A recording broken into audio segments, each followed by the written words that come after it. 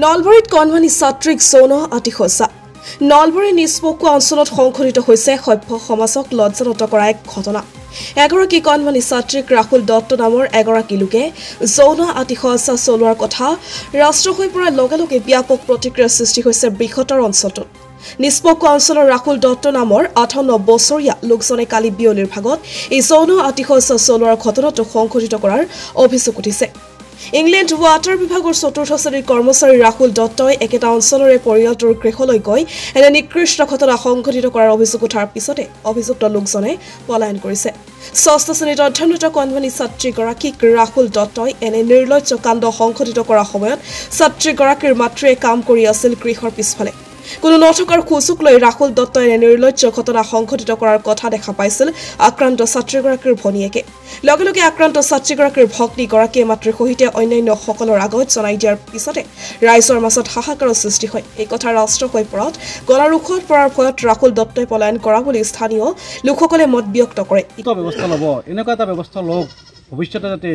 আমাৰ এই পকোৱা অঞ্চলৰ এটা নাম আছে আজি আমি পকোৱাৰ বাসিন্দা বুলি কৈ গৌৰৱ অনুভৱ কৰোঁ এই গৌৰৱত যিজন ব্যক্তিয়ে কালিমা সানিলে এনেকুৱা কালিমা যাতে আৰু দ্বিতীয়তে নঘটে তাৰ কাৰণে আপোনালোকৰ জৰিয়তে মই প্ৰশাসনৰ ওচৰত বিনামূলীয়াভাৱে অনুৰোধ জনাইছোঁ ইতিমধ্যে আক্ৰান্ত ছাত্ৰীগৰাকীৰ পৰিয়ালৰ লোকে বেলখৰ থানাত এজাহাৰ দাখিল কৰি ন্যায় বিচৰাৰ লগতে অভিযুক্ত লোকজনক দৃষ্টান্তমূলক শাস্তিৰ দাবী জনায় বেয়া আচৰণ কৰোঁতে সৰু ছোৱালীজনী দেখা পাই গৈ মাকক ক'লে মাক দৌৰি অহাৰ পিছতে ৰাহুল দত্তই এইফালে দৌৰি গ'ল মাতিলে তেওঁ নাহিলেও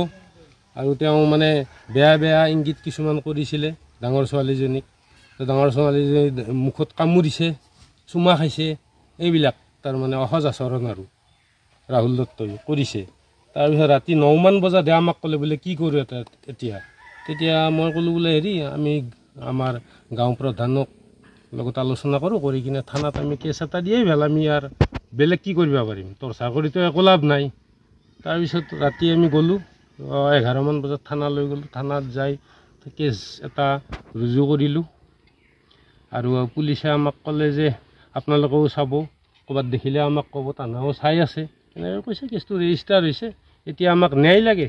উচিত বিচাৰ লাগিব ৰাহুল দত্ত কি কৰে এনে এটা ফুড গ্ৰেড এমপ্লয়ী ইনলেণ্ড ৱাটাৰত কাম কৰে কিমান বয়স হৈছে 58 ধৰক 58 7 এনেকুৱা ছোৱালীজনীৰ বয়স কিমান ছোৱালী 11 বছৰ